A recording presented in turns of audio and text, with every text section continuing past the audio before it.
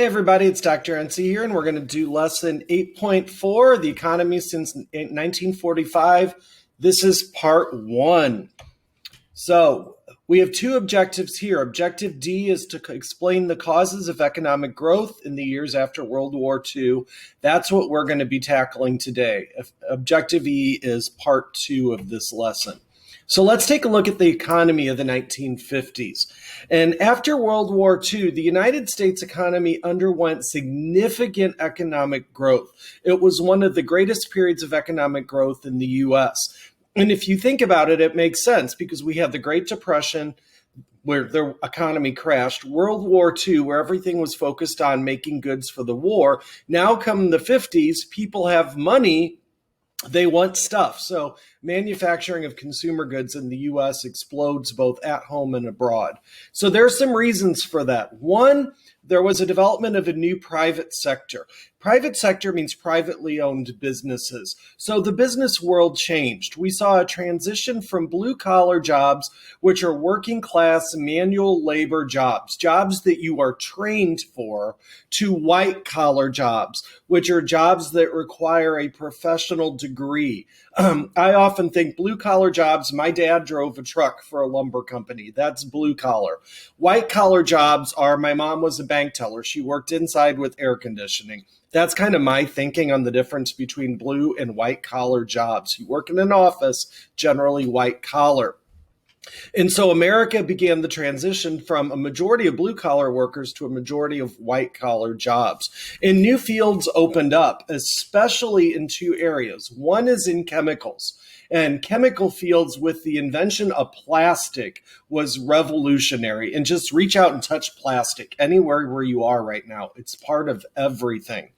And then a permanent defense industry opened up in the United States. So prior to the 1950s, what would happen is American factories manufactured consumer goods. World War I, World War II occurred. Those factories switched over and they made material for war, bombs, tanks, planes, boats. When the war was over, the factories went back to making consumer goods. Starting in the 1950s, we have a permanent defense industry, whole companies that do nothing but manufacture goods for the U.S. military, regardless if we're at war or not. It's a constant research, development, and sales of weapons. So, for example, Dow Chemical and Monsanto became leaders in chemicals and plastic engineering. Monsanto today is Bayer. Some of your parents may work there. In the defense industry, McDonnell Douglas was one of the big fields, big manufacturers. Today it's Boeing, and I'm sure some of your parents work for Boeing in the defense industry. Third, we see corporations begin a new way of doing business. Prior to this, corporations directly owned all of the businesses below them. And that was expensive because you had to buy the store, hire the employees, maintain the inventory. So what they started in the 50s is called the franchise model. And it's best exemplified by this company, McDonald's. And in a franchise, what the corporation does is they sell the right to use their name, their logo, and their products to an individual who owns the business. So what McDonald's did was you buy the store, you hire the employees, you buy the inventory, all from McDonald's Corporation, but you ultimately run it. But you have the right to use the golden arches and call your hamburger a Big Mac. That's how franchising works. And it makes corporations a lot of money with very little output. So McDonald's, Holiday Inn, Dairy Queen, KFC, all became very popular franchises. Are you hungry yet? Fourth was the rise of the airline industry. And for the first time, we see the use of airplanes for consumer travel, people flying from place to place as opposed to taking the train or driving. Pan Am became the first airline to offer passenger travel from the United States to Europe, to go overseas to South America. TWA was centered in St. Louis, Trans World Airlines. And here you see an ad for TWA. And that's kind of what it was like to fly on an airplane back in the day. It was high class. You got like real food, not that shrink wrap plastic stuff, and people dressed up to go on airplanes. But that created thousands of new jobs: flight attendants, mechanics, pilots, navigators, air traffic controllers. All of those people that work at airports all found new employment for the first time in the United States. The second reason the economy boomed was there was an increase in federal spending. And if you remember, during the Great Depression, Franklin Roosevelt instituted deficit spending. The U.S. spent more money than it took in revenue through taxation. Republicans hate that. They hated deficit spending, and they said it wasn't constitutional. But when the Republicans came to power, they found a problem. They couldn't undo Roosevelt's deficit spending policies because people liked the programs created under the New Deal. Social Security was very popular. It was not going to go away. So Republicans had to change their views on deficit spending. And moderate Republicans, like the new president, Dwight Eisenhower, made a pledge to the American people. They said, we will not undo the New Deal programs like Social Security, but we will not add any more to it. We're not going to push us further in debt. So that kind of became the moderate Republican stand. We'll maintain but not add to. The impact of that was increased federal spending continued long after Roosevelt and the New Deal, and it continues to this day. The federal government spends money on programming more than it does on anything else. Third was the space race, and this is tied closely to the Cold War.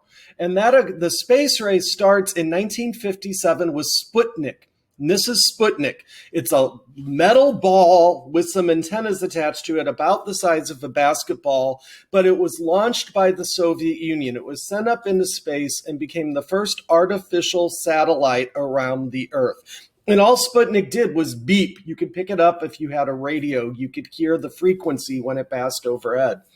Freak the hell out of people in the United States. And for our country, which is engaged in a Cold War with the Soviet Union, where we can't fight them because of a threat of nuclear attack, we have to compete with them in other areas. The space race is what we're going to do. So we became determined, Eisenhower became determined, we're going to be the first ones to put a person up in space.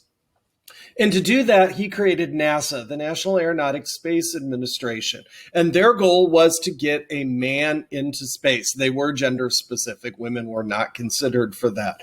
And that launched a race between us and the Soviets to perfect the technology to get a person up and back. That was very important. They had to come back alive.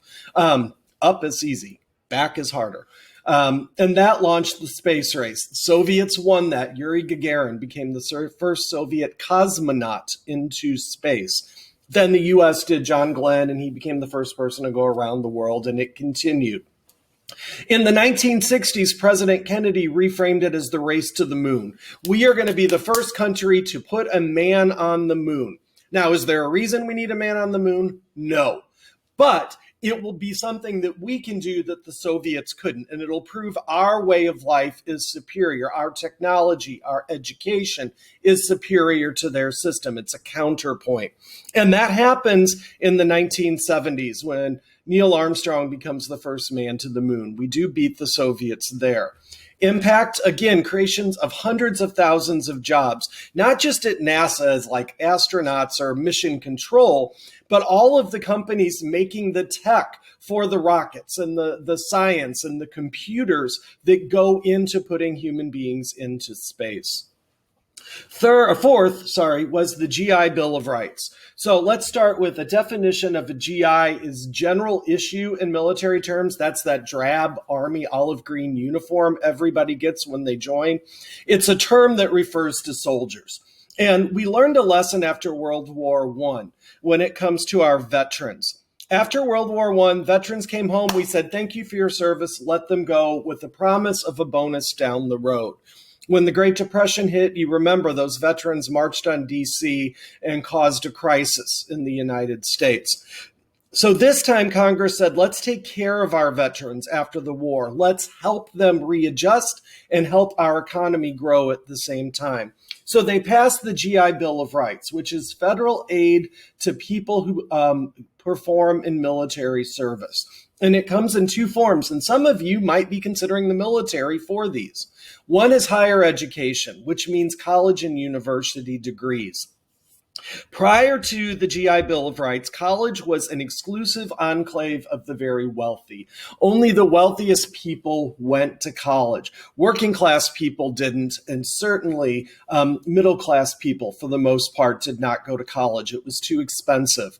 Now the federal government will pay for college if you are in the military. And so that gives access to working and middle class people to an education they never could have gotten before. They can get white collar professional degrees. Second, the U.S. government says every veteran should own their own home. They should be able to have their own property as opposed to renting.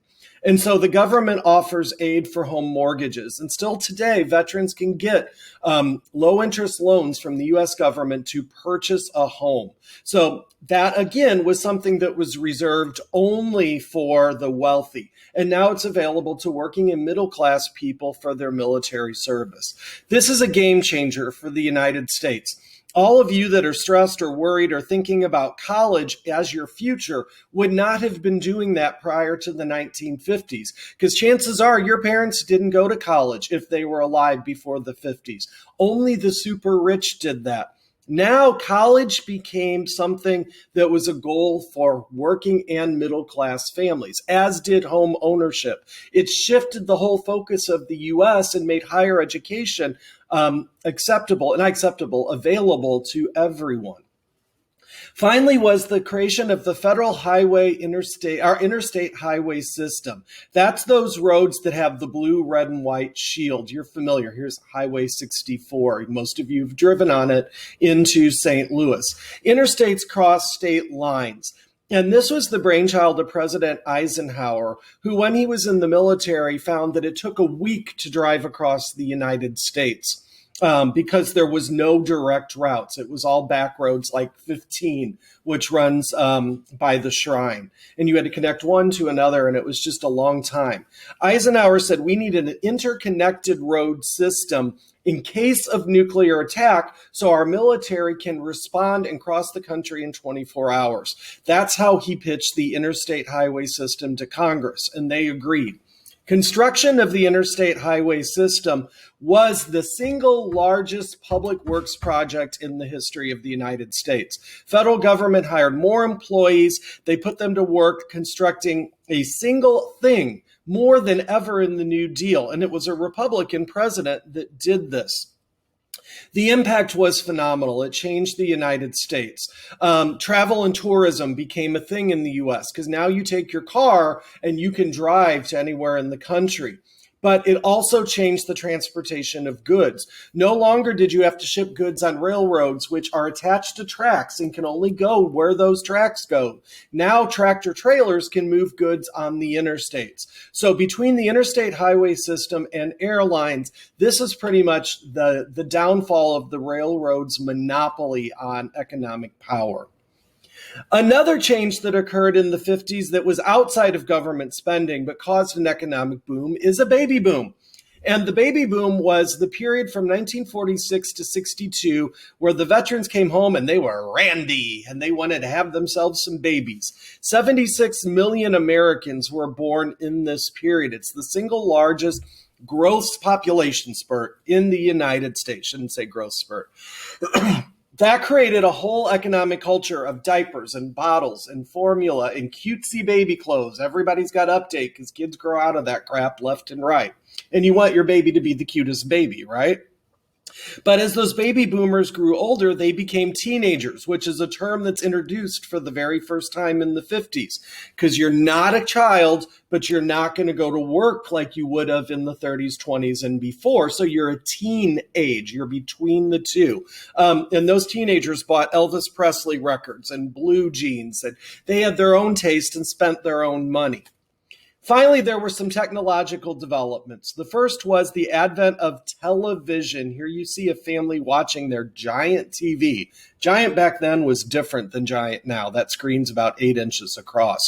But television became the primary medium for entertainment and news in the United States, replacing radio, and everybody wanted to purchase one.